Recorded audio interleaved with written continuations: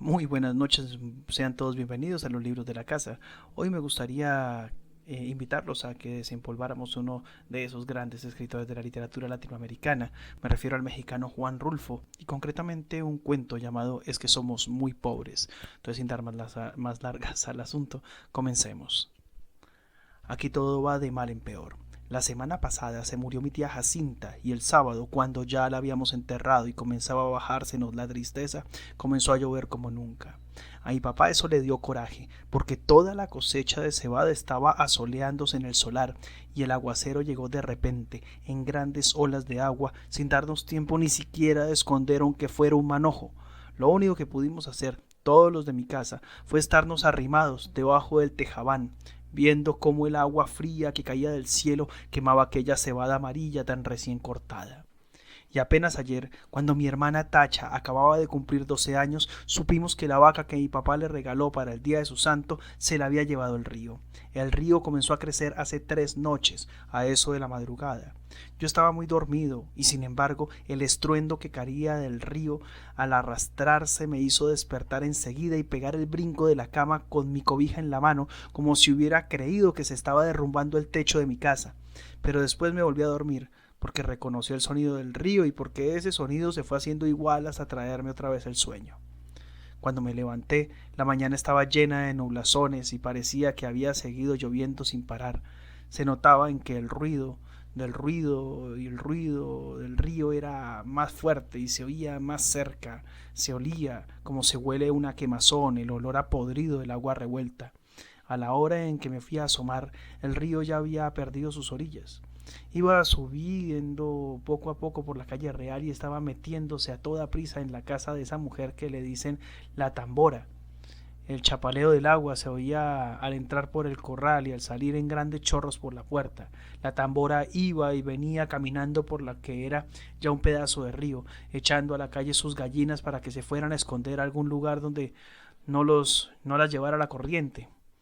Y por el otro lado, por donde está el recodo, el río se debía de haber llevado quién sabe desde cuándo el tamarindo que estaba en el solar de mi tía Jacinta, porque ahora ya no se ve ningún tamarindo. Era el único tamarindo que había en el pueblo, y por eso no más la gente se da cuenta de que la creciente esta que vemos es la más grande de todas las que ha bajado el río en muchos años. Mi hermana y yo volvimos a ir por la tarde a mirar aquel amontonadero de agua que cada vez se hace más espesa y oscura y que pasa ya muy por encima de donde debe estar el puente. Allí nos estuvimos horas y horas sin cansarnos viendo la cosa aquella. Después nos subimos por la barranca porque queríamos oír bien lo que decía la gente, pues abajo junto al río hay un gran ruidazal y solo se ven las bocas de muchos que se abren y se cierran como que quieren decir algo, pero no se oye nada. Por eso nos subimos por la barranca, donde también hay gente mirando el río y contando, digamos, los perjuicios que ha hecho aquí en el pueblo. Allí fue donde supimos que el río se había llevado a la serpentina, a la vaca, esa que era de mi hermana, porque mi papá se la regaló para el día de su cumpleaños y que tenía una oreja blanca y otra colorada y muy bonitos ojos. No acabo de saber por qué se le ocurriría a la serpentina pasar el río este, cuando no sabía que no era el mismo río que ella conocía de a diario. La serpentina nunca fue tan atarantada. Lo más seguro es que ha de haber venido dormida para dejarse matar así nomás por nomás. A mí muchas veces me tocó despertarla cuando le abría la puerta del corral porque si no, de su cuenta, allí sé que hubiera estado el día entero con los ojos cerrados, bien quieta y suspirando como se oye suspirar a las vacas cuando duermen. Y aquí ha de haber sucedido eso de que se durmió. Tal vez se le ocurrió despertar al sentir que el agua pesada le pegaba en las costillas. Tal vez entonces se asustó y trató de regresar, pero al volverse se encontró entreverada y acalambrada entre aquella agua negra y dura como tierra movediza. Tal vez bramó pidiendo que le ayudaran, bramó como solo Dios sabe cómo. Yo le pregunté a un señor que vio cuando la arrastraba el río si no había visto también al becerrito que andaba con ella, pero el hombre dijo que no sabía si lo había visto. Solo dijo que la vaca manchada pasó patas arriba muy cerquita de donde él estaba y que allí dio una voltereta y luego no volvió a ver ni los cuernos, ni las patas, ni ninguna señal de vaca. Por el río rodaban muchos troncos de árboles con todo y raíces, y él estaba muy ocupado en sacar leña, de modo que no podía fijarse si eran animales o troncos lo que arrastraba. No más por eso no sabemos si el becerro está vivo o si se fue detrás de su madre río abajo. Si así fue, que Dios nos ampare a todos. La apuración que tienen en mi casa es lo que puede suceder el día de mañana, ahora que mi hermana Tacha se quedó sin nada, porque mi papá con muchos trabajos había conseguido la serpentina desde que era una vaquilla para dársela a mi hermana, con el fin de que ella tuviera un capitalito y no se fuera a ir de piruja como lo hicieron mis otras dos hermanas, las más grandes. Según mi papá, ellas se habían echado a perder porque éramos muy pobres en mi casa y ellas eran muy retobadas. Desde chiquillas ya eran rezongonas, y tan luego que crecieron les dio por andar con hombres de lo peor que les enseñaron cosas malas. Ellas aprendieron pronto y entendían muy bien los chiflidos cuando las llamaban a altas horas de la noche. Después salían hasta de día.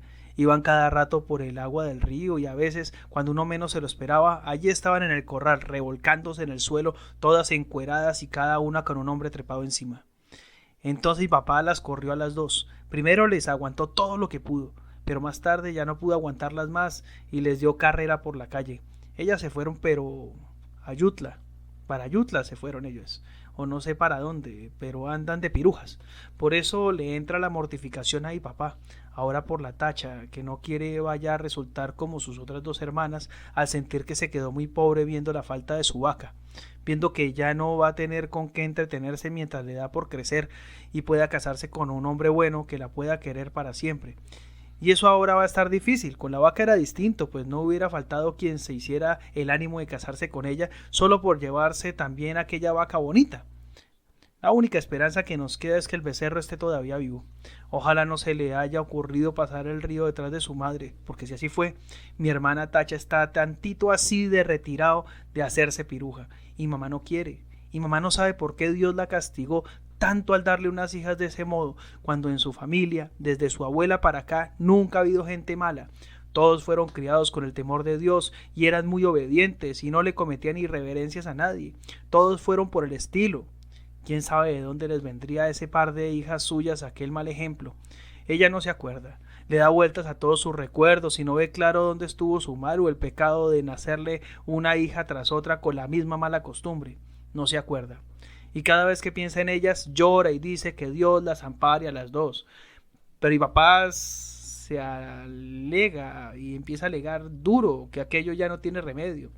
La peligrosa es la que queda aquí, la Tacha, que va como palo de ocote, crece y que ya tiene unos comienzos de senos que prometen ser como los de sus hermanas, puntiagudos y altos y medio alborotados para llamar la atención.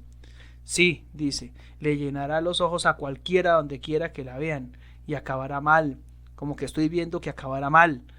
Esa es la mortificación de mi papá. Y Tacha llora al sentir que su vaca no volverá porque se la ha matado el río. Está aquí a mi lado, con su vestido color de rosa, mirando el río desde la barranca y sin dejar de llorar. Por su cara corren chorrotes de agua sucia como si el río se le hubiera metido dentro. Yo la abrazo tratando de consolarla, pero ella no entiende, llora con más ganas. De su boca sale un ruido semejante al que se arrastra por las orillas del río, que la hacen temblar y sacudirse todita, y mientras la creciente sigue subiendo, el sabor a podrido que viene de allá salpica la cara mojada de Tacha, y los dos pechitos de ella se mueven de arriba abajo, sin parar, como si de repente comenzaran a hincharse para empezar a trabajar por su perdición.